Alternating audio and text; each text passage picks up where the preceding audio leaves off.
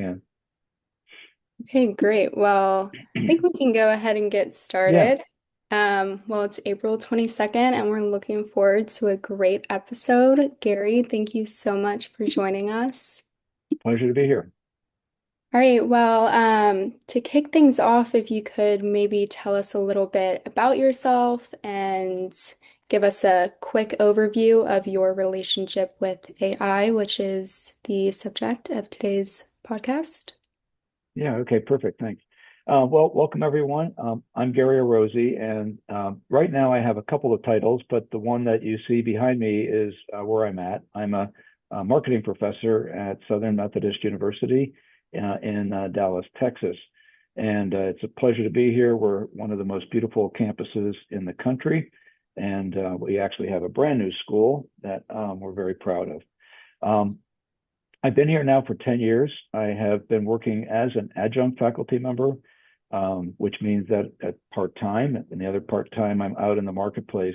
My background has been to integrate AI, actually integrate IT into pretty much all the marketing and related business development initiatives that I've had along the way. So undergrad, I had an IT minor back in the days of the IBM 360 and punch cards, if somebody remembers that.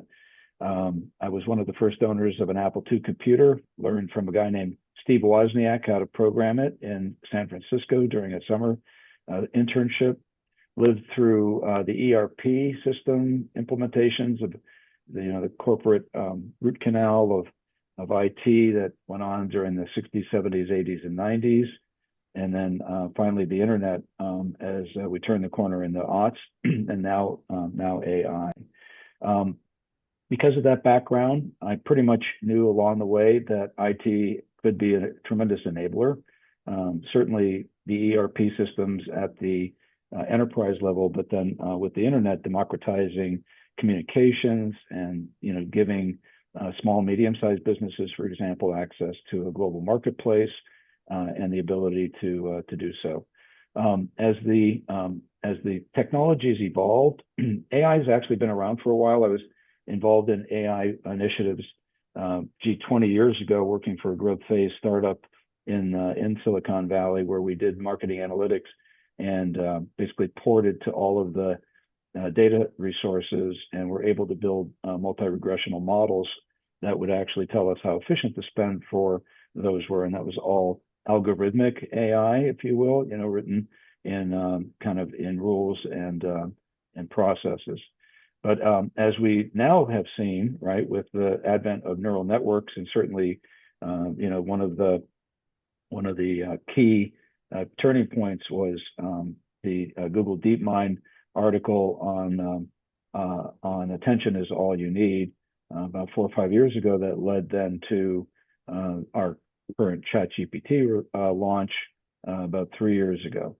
I have integrated AI into all of my classes. I was just talking to Barbara about our one course that she took when she was a student here, and now all of my students are using it to actually help build businesses. And so we've had great success. We have been able to add about a 13% revenue top line to a $1.3 billion business over the course of a semester, helping strategic repositioning of a beverage brand. And then now we're working for a upscale restaurant group and trying to figure out what the best options are for them to grow. Awesome. Sounds great. And yeah, as a former SMU student, one of the things I loved about the school was that the professors all had real world experience. That being said, you spent decades advising Fortune 500 companies on pricing and growth strategy. What was the central problem you kind of kept solving throughout those years of your career prior to moving into the academic field?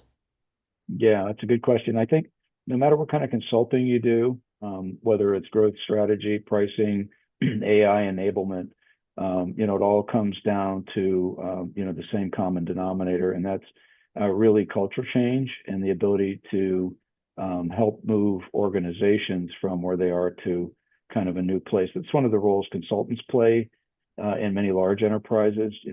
Teams get thinking about things in a rather narrow way after a while. And so consultants can come in and say, hey, we see it being done differently in one place or another. And we can also add momentum to help that change occur.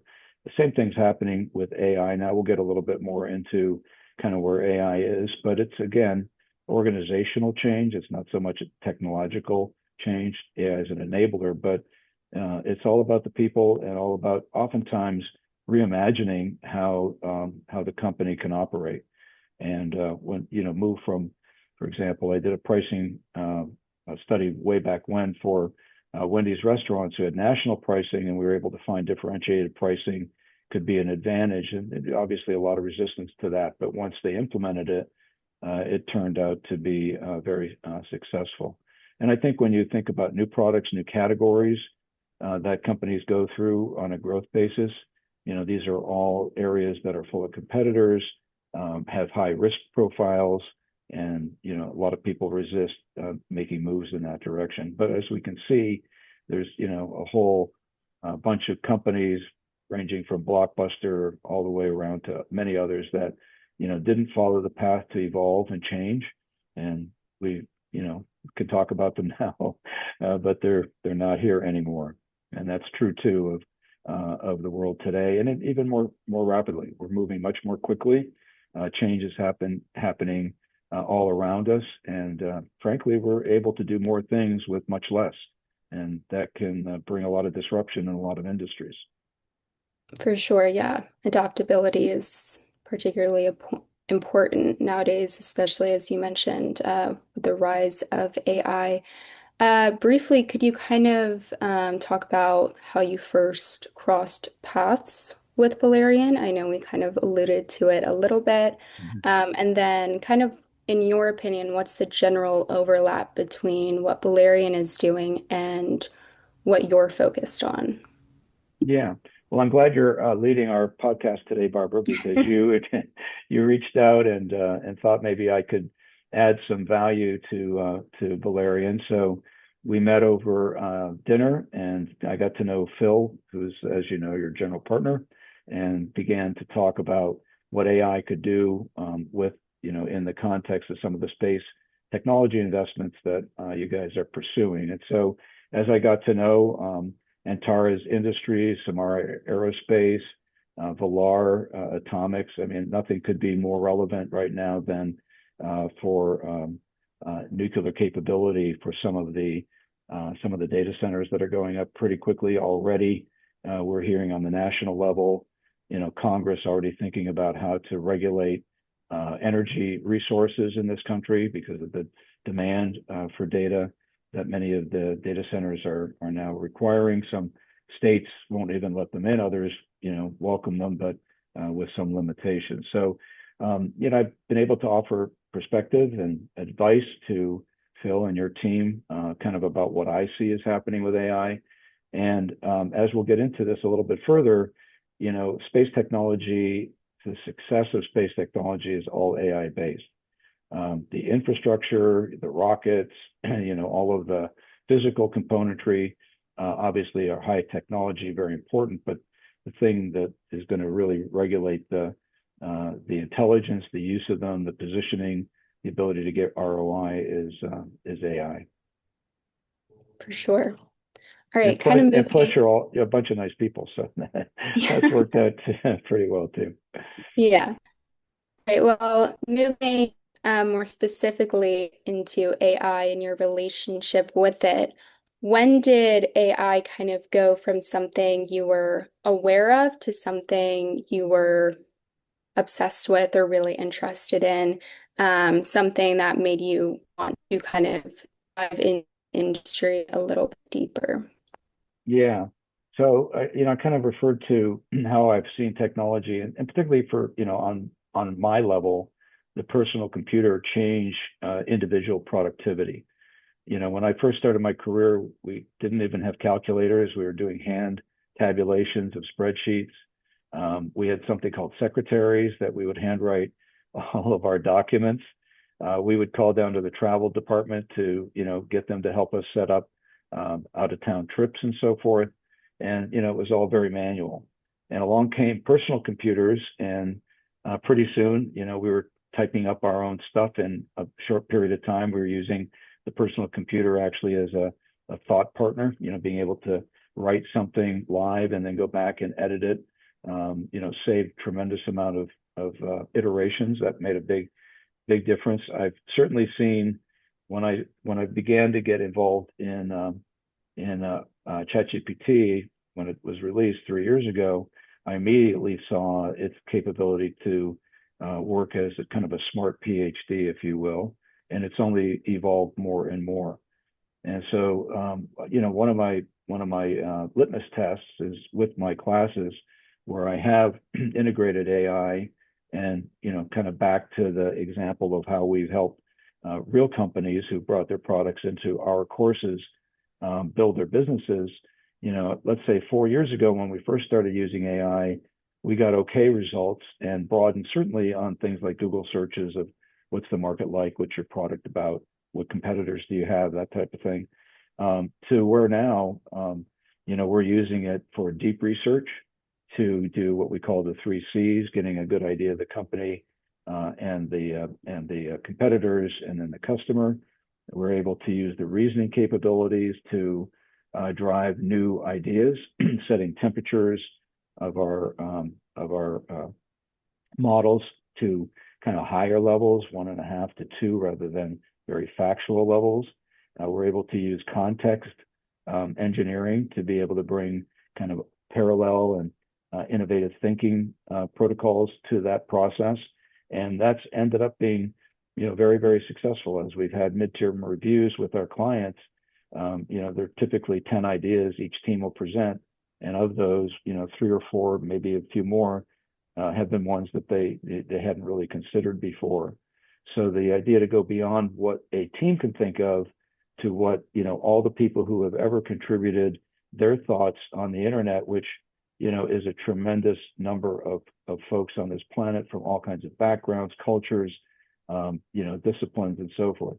The amount of information going up on the internet on a daily basis, if you were to sit and read it yourself, would take you 55,000 years to read just today's new info. So, we just can't digest that. Whereas AI can get access to all of it, make sense of it, and bring it to the fore. And then from there, the ability to envision what we have in mind. So concept boards are what students often put together. They have a picture of the concept, some explanation, some price or value description.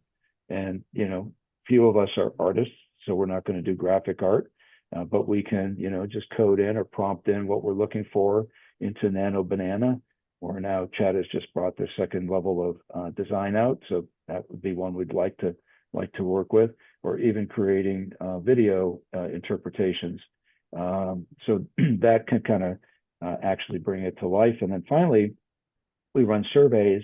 And this particular month, we ran a survey for our current client using synthetic respondents. So we took a survey with all of the questionnaires and the concepts we were testing, and asked Chat to create a synthetic response database that then responded in a manner that the profiles, personalities, demographics, and psychographics that tend to buy at this particular product would likely respond to. And it came out to be very realistic. We then used Claude's attachment to Excel to run all of our correlation tables, our heat maps, our regression equations, and do our value modeling. I mean, that is unheard of with a team of 3 or 4 people to get financial background, to get market research background, to get statistical analysis background, artistic background, deep research background, all of that in one place. And by the way, in 14 weeks, part-time, because we're one of 4 or 5 of their courses, is just an amazing piece of work. And some of the final product now will be somewhere on the order of 150 to 200 pages of project work that we'll turn over to the client, and we'll review with them in an executive summary as their final exam. And I also see it on a commercial basis. So I'm out in the marketplace. It's one of, as you were mentioning, one of the values that many of us bring to SMU is that we are out practicing our craft at the same time we're teaching it. So we can bring in these live examples and experiences to share with the students, And I see it every single time I train an organization, or a colleague and I are putting together agentic systems right now for a couple of PE companies that help them go to market, do the analysis on the companies that they have in their portfolio, saves them a lot of time, and keeps them up to date more. So, I mean, a long answer to a short question, but I am so enthusiastic about what I see that I can't wait for its continued development. And I love the race going on between Claude or Anthropic and Gemini or Google and our OpenAI guys, because the more they race to beat one another, the more we have to work with. So there we go. Yeah, that race is definitely apparent. I kind of hop between different platforms, and it's interesting Mhm. how rapidly there are developments within each company. So that race is definitely very evident, and as you noted, it's great for us. So Yeah. yeah, Try to keep up with it though. That's the tough part. yeah, for sure. All right, well, moving on to kind of what AI means for the general economy from an investor's lens, where would you see value actually developing within the industry? Yeah, good question. So from an investor's perspective, I think what we see right now at the hyperscaler capex spend is kind of leading the industry. So this year we're going to see approximately, based on estimates, about $690 billion of data centers, infrastructure, energy supply capabilities, all that going on between all of the large hyperscalers, and of course, NVIDIA is one of the ones leading with their chips and their CUDA technologies and all. There's a second tier of hyperscalers, if you will, or cloud providers that is also entering. There's good opportunity there. I'll talk about that in a little bit. I do see the opportunity for multi-layer evaluation. So when you get from the hyperscalers, obviously, which is kind of like, you got to have a railroad to take the freight. But then once you have that in place, how do you interpret it? So there's the model level, and then there's the application level. At the model level, we're not quite as far along in investment as we are in the hyperscaling part. So at the model level, we have obviously valuations, in the billions of dollars, even trillions of dollars, but revenue is actually still lagging. So OpenAI is looking at, revenue right now of about 30 billion running rate, and Anthropic, whether you believe the recent little kerfluffle about how they account for full versus net revenue that went on between OpenAI and Anthropic this past week, is roughly running at about 36 billion. You've got a issue with profitability. There's a lot more investment going on, and inference costs a lot of money to these companies. So, you're looking at OpenAI looking at about $16 billion loss for the year. Anthropic a little less, quite a bit less actually, at 5 billion, but not profitable. So if you look at the total capex ratio between the infrastructure hyperscalers and the model guys, it's about a 10-to-1 kind of look at that. And then you have the guys working on applications, which is a little bit of a kind of an interesting perspective. So the applications have kind of taken a vertical perspective. Maybe they're really good at design, or they're really good at coding, or they're really good at somehow integrating data resources.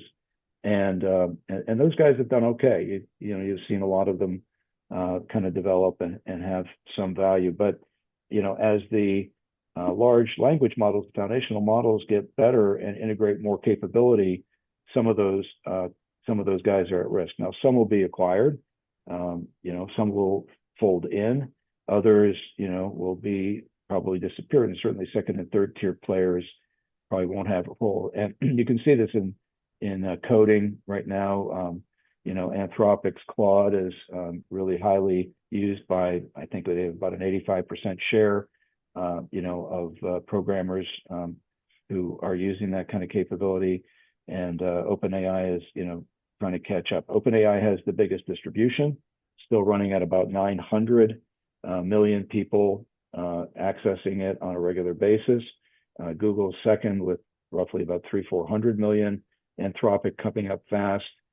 Again, own a pretty strong niche and one that pays for its revenue use, but it's going to be a race to the end. One of the things that is evident is that training costs used to be the driver of revenue for a lot of the industry. It's going to turn out that inference will be now, right? That's you and me using these tools, and then of course to the degree that we'll talk here about agentic AI, that'll be something that kind of will run on autopilot to a degree. You'll give it a task and it'll go off and be working on getting things done for you using tools and skills, and that's all token based, it's all inference based, and that's extremely expensive to the foundation models and even the vertical models. Great, thank you. So obviously one thing that people bring up when the AI topic is brought to the table of discussion is kind of how it can replace human labor. So, in your opinion, how does AI kind of reshape productivity, labor markets, Mhm. and generally just the GDP maybe over the next decade or so? Yeah, good. Thanks for that. That's the big question, right? I mean, to what degree is productivity going to help us return the investment we make in AI?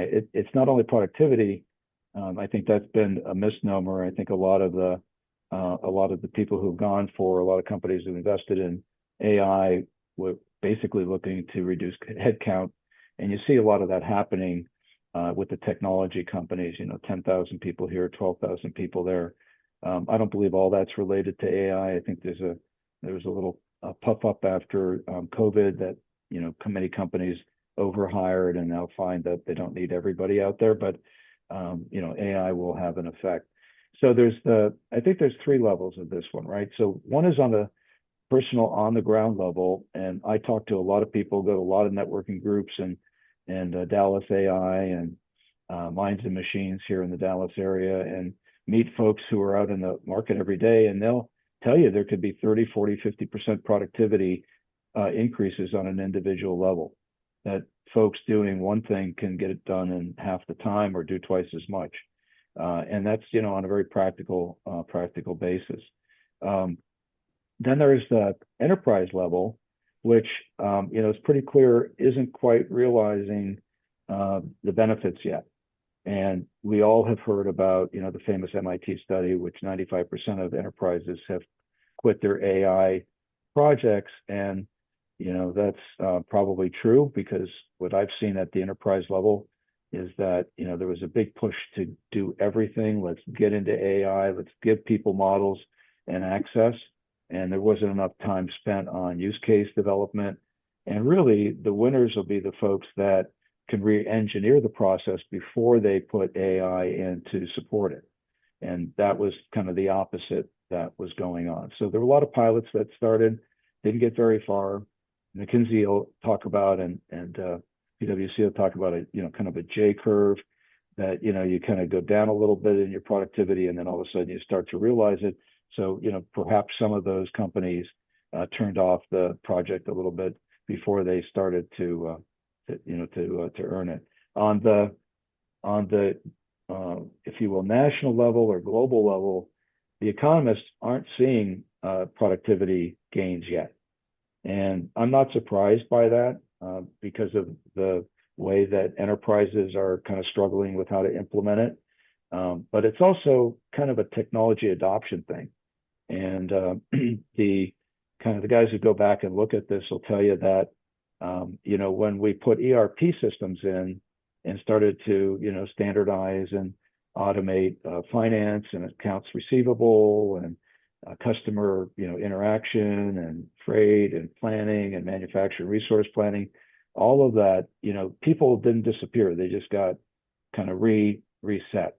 And it took about 15, 20 years for that to be realized. And it has been. Companies the size of AT&T back in the 60s, the Fortune 1000 in this country, they were responsible for almost 50% of the employment base. 50% of the working population of this country worked for, a large company. Because if you look back then in the 50s and 60s at the accounts receivable department at AT&T, it was, the size of a football stadium, and it had maybe 1,000 desks of people sitting next to each other, hand tabulating, phone bills, and then moving them through the process. Now it's probably half a dozen people that check for outliers and edge cases.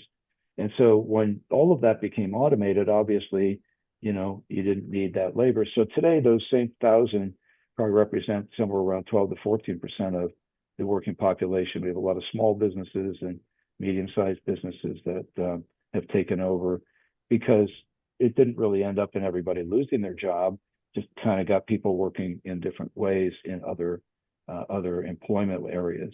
Same happened with the internet and the big bubble. I lived through that at the beginning of 2000. Oh my gosh, your refrigerator is going to tell you what to order from the grocery store. You don't even have to place the order. It'll call up, some third-party delivery service and make sure you have enough carrots in there by the time you get home, and so forth. And, a lot of that was overblown, or the effect of social media starting up at that time, was a little bit overblown. But the difference between that and today is that today, the companies in AI are actually earning revenue. Back then they didn't. It was, we want eyeballs and we want members and all that kind of stuff. And so invest on the bet that one day we'll have a brand that people will then monetize and pay for. Very few of those did. Facebook finally figured it out through the advertising model. Google did, and so forth, but not everybody made that turn. And so I think the same thing is true of AI. So when you look at, as I said, just kind of go through the three levels, what people are doing on an individual basis at their desk and so forth, you see tremendous productivity capability. Have those people been replaced? No. They've managed to do more, or spend a few hours less, maybe, who knows, get out to their kids' baseball game finally, right? So, but at the enterprise level, big enterprises struggling. Small and medium-sized businesses that adopt it, I've got a colleague who's a electrician in my town. He uses AI for all of his proposals, all of his project planning. He's managed to double his business over the last 3-4 years. He has attributed part of it to the ability for him to do more with less.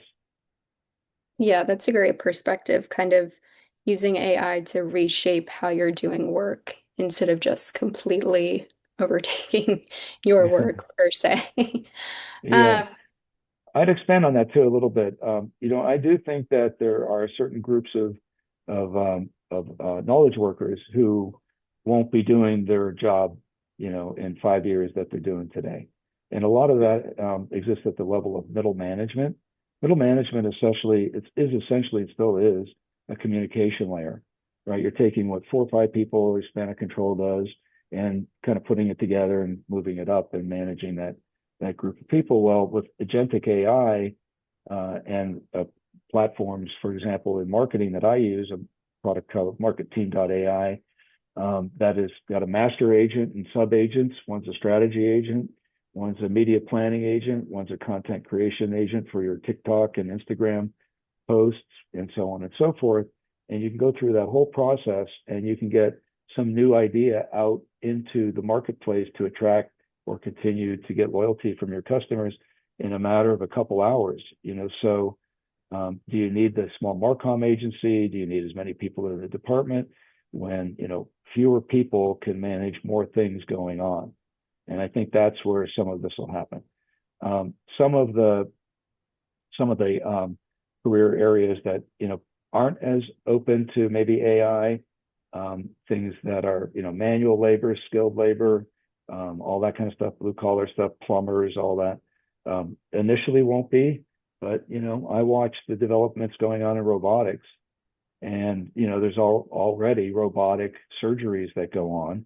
And NASA's talking about taking robotic surgeries to the Mars mission, so that if somebody needs, something done on the way, and it's a 3-month journey, not to mention coming back, they can survive that situation. So I don't know, you look ahead long enough, where will we be, and how much of what we have now will be very different. I think that's something we yeah. need to anticipate. Yeah, for sure. Hopefully a good balance. Yeah, I I think think that would be nice for both parties uh, involved. there's ways to Uh, do that. Absolutely. yeah, so hopefully our leaders take that into account. Um, Kind of going off of that, I know you mentioned robotics, Mars, leading into AI in space and defense tech. How would you say AI is a compelling use case in defense tech? Yeah. So AI is a driver of defense technology these days. We're seeing what's happening in Iran, and we see that kind of the difference in balance between them sending a $20,000 missile bearing drone our way and us having to use $1 million Patriot missile to destroy it just isn't going to work. We've seen and we're seeing what's happening in the Ukraine, where the relatively smaller Ukrainian force up against the juggernaut of hundreds of thousands of Russian soldiers has to find new ways to meet the field of battle. And to do that, they have been very creative in developing swarm drones and being able to use drones for reconnaissance and to deliver various payloads. All of those have to be developed by technologies. And some of the defense spending right now is supposed to kind of got some data here to share with us. We're looking at about $70 billion in some defense technologies, some of which you guys are into. So Anduril Industries is one of those. Mm. It looks like a $60 billion IRR by the end of the year, with a valuation of somewhere around 4.3 billion, helping to scale autonomous systems. Planeteer Technologies, looking to create the U.S. Army framework for modern warfare. Shield AI, the autonomous pilots, the hive mind software, where you have these hives of various autonomous vehicles, and then you've got others that Helsing and so forth that are in that process. So where AI is best are in the three areas of kind of weakness, if you will, in the battlefield. And one is that you're always undermanned. You have too much data. You have millions of pieces of data coming in about what's going on in the conflict. That's more than human beings can absorb. And then you have to oftentimes make very quick decisions, right, to be able to react to what's going on. And all of those things are really well supported by AI. And we'll talk about governance in just a moment and the responsibility that brings, which is huge. And we've seen some of the pushback that has gone on between Anthropic and the Defense Department in the use of its technology, for example, in Venezuela, and then again now in Iran, and wanting to kind of pull back from that based on their belief of how the technology should be used. But the answer is tremendous. And then we have, of course, other things going on, like, for example, the Golden Dome, which has been proposed by our president, which is looking to be about a $600 billion. Some estimates take it to $1.5 trillion investment. You're looking at the potential, how do you cover the entire U.S. with the capability to defeat any challenge that may be coming at it from any direction, at any time, at any speed, or multiple threats coming at that same target. You've got the ability now to use AI to optimize, to be able to target, to be able to intersect and withdraw it. You've got the Stargate system. I could go on. There's a lot of stuff happening in this area. Relativity space is another one where we're defining manufacturing and rocket manufacturing actually being developed by AI. And of course, 3D parts now, 3D part manufacturing for componentry that go not only into defense, but into space technology projects, that have to be extremely accurate, down to millionths of an inch of accuracy to fit a component into another component. And anything that goes up has got to weigh as little as it possibly can. So no room for, extra stuff that you don't really need. So I think there's a lot going on. And, like maybe people won't remember this, but I do because I've been around long enough. When we sent people to the moon, we had originally, right, on the Apollo program, we originally had to develop all kinds of new technologies that we didn't have. And the Apollo astronauts will tell you what the best we had anyway was like sending a tent with 3 people up to the moon and hoping they could come back. But we had very little technology. We had computers in there that were 16 and 38K size computers. So but those didn't exist either because that micro technology had to be developed. It then spawned the whole computer industry and microcomputer industry and other technologies. So some of these leading ones where you have to overcome extremely harsh conditions in space with cosmic interference, solar flares, and storms, all of those require a tremendous amount of AI. So that's the defense side. On the space side, obviously I've mentioned a couple things, but kind of near term, we've got SpaceX has approximately 10,000 satellites orbiting the Earth right now, and they oftentimes have to avoid something that will cause them to go into disuse, right? Some other satellite by some other nation being reset to look at something they want to look at or do something they want. So there's a lot of avoidance of any collisions that go on a pretty regular basis. And then finally, we're all going to start putting, and Google's looking at getting a data center up this coming year, the beginning of 2027. They're already putting their first data center up. We've got a 16x capability in solar panel in low Earth orbit than we do here on Earth, given clouds and other atmospheric conditions. And so the power supply problem isn't one that we need to work with. The cooling problem, one would not be one we'd have to work with. And so the ability then to get the data up and down is the technological challenge, and one that people are working on right now. But we'll see in a very short period of time data centers up there. The Chinese have just announced that they're looking to put 200,000 satellites into low Earth orbit over the next few years. Again, for a lot of different reasons, but including being able to capture energy and send it back down to Earth. But there's a lot of happening there. And then, of course, the AI stuff that goes on with life support and all of the environmental conditions, whether it's in the capsule or in the space station, or as we will have soon, space manufacturing. Pharmaceutical companies have already tested the manufacture of a lot of therapies in low gravity conditions.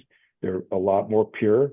They're able to be used in situations that we can't manufacture here on Earth. And then there are other manufacturing, various alloy technologies and all that, because of the lack of any contaminants, can be manufactured in space as well. So space it is right now the third largest investment category in our country, and it'll continue to be. And I'm glad that we had such a successful experience with Artemis 2 and brought them all back. I think that's kind of reinvigorated the interest in the country to push forward and to reinvest. When we sent the guys up to the moon, the many missions that went on in there, the amount of spending that we had to invest in was about 1.6% of GDP, which was a lot of money. Today, the total AI investment and space investment still running about 0.8, 0.9%. So there's some headroom there, how much we as a country, want to invest in that. And then, of course, the commercial side is something that we haven't had before either. And so up till now, we've really depended on government spending, our taxes, sending all these tests up to the moon and beyond and into the end of the solar system with our various satellites. And now that commercial manufacturing, commercial telecom, commercial everything is possible, commercial space stations and all. I think it takes some of the some of the pressure off the GDP investment and puts it more into an investor side investment that a lot of people are eager to participate in. Yeah, for sure. And that's interesting that you mentioned pharmaceutical companies. We have a podcast with one tomorrow, so everyone be on the lookout for an invite tomorrow. Um, Going off of all of that great information, how do you think about ethics and risk management of AI in high stakes life or death environments? Yeah, so I mean that's one that I think we all have to own, stand behind, and as a country, be sure we're doing the right thing. Um, right now, the DoD has a directive. I'm just kind of looking forward. I think it's 3000.06 that kind of lays out the responsibility we have to manage some of these potentially deadly technologies. So there are three different ways that we want to think about them. One is human in the loop, where the human directs the technology to do what it needs to do. There's another one which is human on the loop, which is where the technology, the drone or the autonomous vehicle, or some cyber attack is operating autonomously, but we have the ability to intervene to counter manned operational objectives and refocus them. And then the third one, which is the most responsible, is the human out of the loop, where the technology is completely autonomous. And right now, that directive that I mentioned is one that, in order to use that last technology, requires the highest level of authority from the chiefs, the Joint Chiefs. So it's not going to be one that everyday people will be using, and one that only has to be used in, I'll call it, the most dire consequences.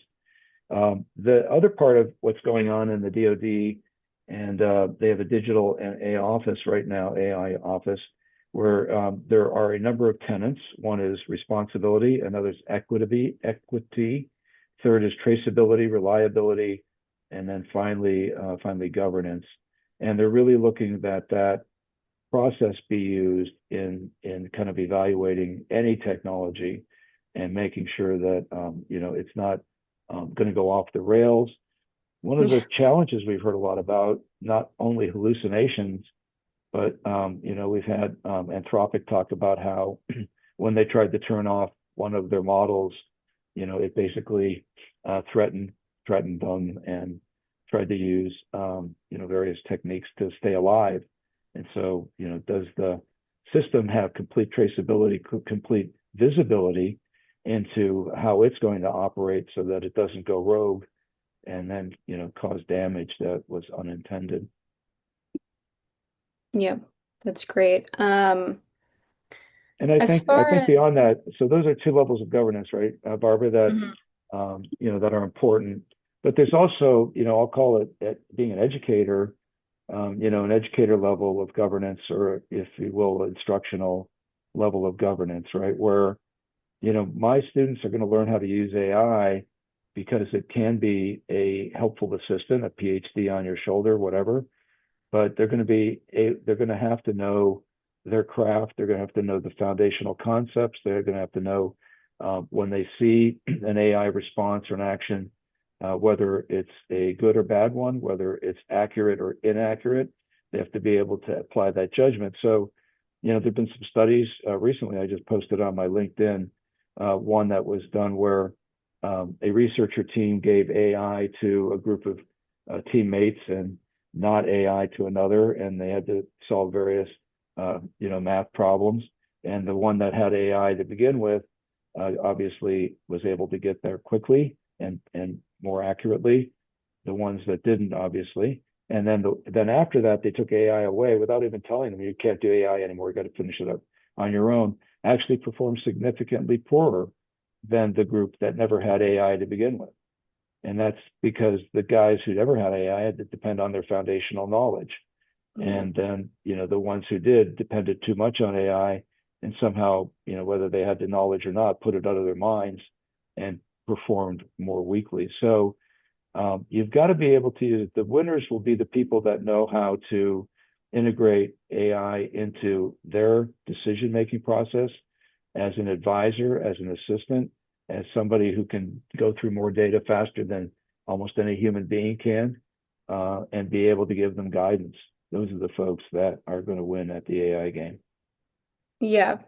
Yeah, that's interesting how you kind of used your classroom as an example because the way I saw it as a student of yours was I almost viewed AI as another team member, like in group projects and stuff. So it wasn't necessarily, thinking for us, but as you said, it was like someone additionally um, added to the team on your shoulder per se to kind of help you out. And, you always presented the knowledge first and then added AI onto it. So I think that's kind of important for, even a broader audience, including leaders, to kind of Mhm. consider to have that foundational knowledge and then use AI to kind of grow that knowledge. But it's definitely important to have that first. Yeah, you certainly want your CEO to be assisted as opposed to be dependent. Yeah, for sure. For sure. Yeah. As far as kind of the future of AI, as we're getting close to the end of the podcast, where would you say we are in the AI adoption curve? Are we kind of in the early innings or mid-game? Yeah, I think on the back to the infrastructure thing, on the infrastructure thing, we're going to continue to develop the technologies that go into that, but we're probably in the intermediate level. Investments are, paying off and so forth. On the model part, I think we're still kind of getting rolling with respect to usage. Now, the models are performing pretty well, but they got to build up the user base. And right now, the model of subscription isn't making up for the cost of running the business. So that one I think has to develop. I think the guys who are going to win are the ones who can integrate the entire stack. And so if I were looking as an investor at a company or I was running a company, I would be looking first of all to see how reliable my data set is and how much of that I can integrate because insights and measurements and KPIs all come from the data. The second thing I would be looking at is, am I addressing and replacing, any of the processes that can be done faster, cheaper, or better? When I use an AI customer service bot, if you will, rather than talking to a human, and it's a pretty simple thing to get done, I'm much happier than sitting on the phone for 20 minutes waiting to talk to somebody in a call center. So, those things are the painful processes that can be married with AI. The next thing I would look for is to what degree does the AI produce not just savings but revenue opportunities? So, am I using it as I kind of gave you this example before the students in the classes creating new ideas and then developing those ideas? Am I using AI, to get faster to market? Can I 3D print things and get them tested? Can I 3D manufacture pilot plants and get them out into the market? Can I 3D manufacture my production facility, my rocket ships? Can I get all of that out there much more quickly? And so all of that's going to be the stack management. So if I can go from the data to the infrastructure to the models to the applications, and I can integrate all of those things together, and that's something that the successful pilots are doing now. So if you follow McKinsey or Deloitte, who are at this and studying it at the enterprise level, they'll say that 5 to 9% of the enterprises have successful pilots that are producing ROI, and sometimes the ROI is on a 3 to 1 return on capex investment within a very short period of time. And some of those I've seen growth rates for certain groups of people that are way into process automating with AI has been very, very impressive, even in categories that have been pretty stable for many years. So there's the win, if you will. It's going to be in being able to look at it as a whole system and first re-engineering the process. And I said this before, but re-engineering the process and then adding AI as a way to get it done more quickly and maybe differently. For sure. As far as kind of business leaders, what would you say the biggest misconception is for business leaders regarding AI? Yeah, right now I think it's a couple things. One is if I give them AI, they can get it, they can use it. And that's not necessarily the case. We've seen lots of buying of enterprise models and distributing it around the company, and not much comes back. I think the second thing is that leaders think that AI is a lot like traditional IT, very deterministic, like ERP systems, and that they produce a result that's always accurate. We know that's not true. It's probabilistic. It has to be maintained, always has to be retrained because it will degrade over time. That's a kind of another one. And then the third part, I think sometimes is a misconception, is that people will know how to use it. Well, what I've seen in the market, working side by side with business people, is that it's another technology, and some people just don't want to learn a lot of technology. For them, it's maybe intimidating or too hard, or they never knew it. Kind of like maybe somebody doesn't like math, so you ask them to learn math, it's going to be a pushback too. So there's all those three that are part of it, and then I think the last one was there was so much hype around it that everybody thought, if I buy it, I'll get an ROI and compete more aggressively and better in the market. Well, because of all those other things we talked about, that hasn't come through unless you're one of the people that are doing it right.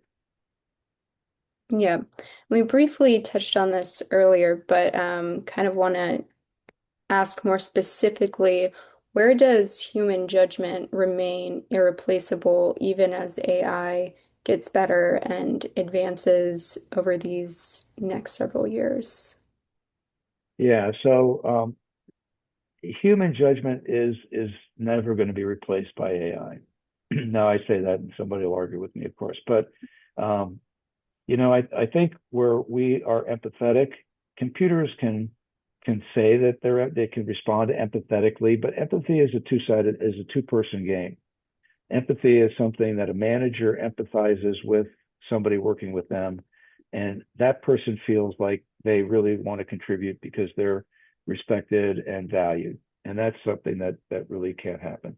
Second part is innovation out of the box. So AI, because we have all these different people who've thought of all these things, can rearrange things in a new way. Sometimes that's level one innovation, but coming up with something on the edge case or something that's never existed, or the human's ability to put things together mentally and emotionally and feel that it's right, that won't be done or emulated by AI. And then I think the last part of this is that leadership values are always key, and people follow leaders, not machines. So let's hope we never see that day. But the humans are the part that drive it. Now, it'll be a different world. We see companies now that look like they could easily be 5-person billion-dollar unicorns coming up. A lot of those are in technology, but they could also be in medical instruments. That with 3D printing, they could be a lot of different things. So disrupting industries is going to be fast and furious as more AI and more technology comes along. And I think the best way to prepare for it, kind of the last question is, get in, learn it, follow it, be as current as you can, see how it relates to you and the industry or the career field you're in, and be adaptive. The ones who are adaptive and say, okay, if AI is going to do this, what can I do to add value, are the people that are going to be most valued in companies and firms and schools. Yeah, definitely. Well, to close out, one kind of a fun question. What's your boldest prediction in the AI industry? Something that people might push that card on. And two, if people want to follow you, the work you're doing, where can people find you? Yeah, good. I got a slide for my contact info I'll show you in a moment, but here's one. The boldest influence is that there's going to be a company in the not too distant future that'll be the largest company on the planet, and it'll all be based on space-based data centers that nobody knows who they are right now. It doesn't exist. That maybe Google's at it, maybe a few other people at it, SpaceX is at it, but this will be a whole new company. Maybe Elon will generate it, I don't know, but The advantages are so huge, the requirements and the demand is so large, and the evolving use of AI will just require that we have all these, and Earth-based resources can't keep up as best as space-based resources will be able to. So that's the answer to that one. Let me see. Can I share? Yes, you should be able to. Can you see that? Let's see. See if I Yeah. share. Oh, here it is. All right. Can you see that? It's still loading. Okay, there we go. Now we see it. Okay, great. So anybody wants to take a picture of that, please follow me on LinkedIn. I do post many times during the week, oftentimes, and then you can also reach me at my email or text me, give me a call, and happy to spend time talking to you about what you're doing with AI, helping to share other info in an hour you can't relate, years of knowledge. So I'd be happy to kind of spend more time with you. Thank you for Yeah. the invitation. Thanks, Phil, and all of that. I really appreciated the opportunity to talk more about AI and my students and you and all the success Yes. that we're having here at SMU. So come visit us, anybody on the podcast. And we are one of the most beautiful campuses on earth. So that's also a nice benefit. Yes, thank you for joining us. It was absolutely lovely to have you on. And for those who are still on, I did include Gary's LinkedIn and email in the podcast chat. So feel free to check those out. All right. All right. Well, Thanks a lot. Have a good thank one. you. Bye, Bye Gary. bye.